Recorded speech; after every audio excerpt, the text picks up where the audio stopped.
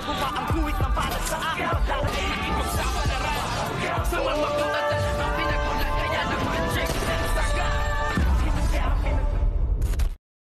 Good morning mga kachikas and welcome sa aking munting channel. Maisasakatuparan na nga nitong si Tanggol ang kanilang magandang plano na magpamigay nga ng konting ayuda dito nga sa Quiapo sa San Dimas, na kung saan nga dati ay sila ang pinakatarantado sa kanilang lugar sa San Dimas. Ngunit ngayon ay nagbabalik na nga ang ating bidang si Tanggol para nga magpamahagi ng kanilang tinatamasang kayamanan or salapi dahil nga sa kanilang negosyo na ngayon na ay malaki ang pumapasok na pera sa kanila, kung kaya't ngayon ay naisipan ngang i-share nitong si Tanggol kasama ng kanyang grupo ang blessings na kanilang tinatamasa, na siya namang ikinagulat ng mga kaibigan nitong si Tanggol dito nga sa Quiapo sa San Dimas, kung kaya't inutusan niya ang kanyang mga dating kaibigan at kakosa na maghanap ng mga taong matutulungan na karapat dapat nga daw tulungan,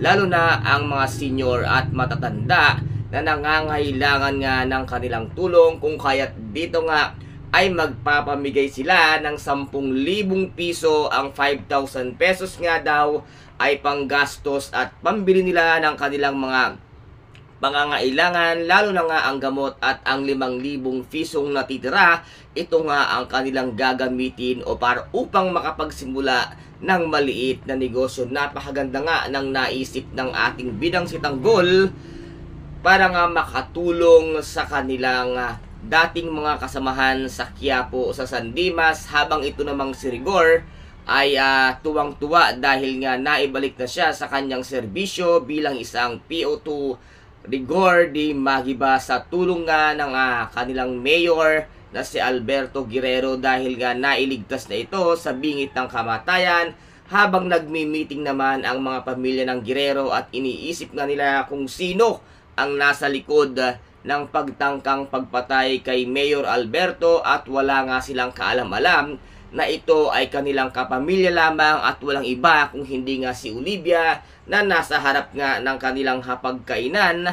At ngayon ay magpapaimbestiga na nga ng tuluyan itong ang si Mayor Alberto dito nga sa pamamagitan ng kanyang ipinasok na si Rigor. Siya ang gagamitin niya upang matuklasan ang katotohanan kung sino nga ba ang nasa likod ng pagtangka sa kanyang buhay. Kaya guys, ito po ang ating pakaaabangan sa mga susunod na episode dito nga sa FPJ ang Batang Quiapo. At kung nagustuhan po ninyo ang aking videos for today, paki-subscribe na lamang po ng aking channel, paki-like and share para maging update kayo sa lahat ng gagawin kong videos. Maraming salamat po. Ingat, God bless and bye-bye!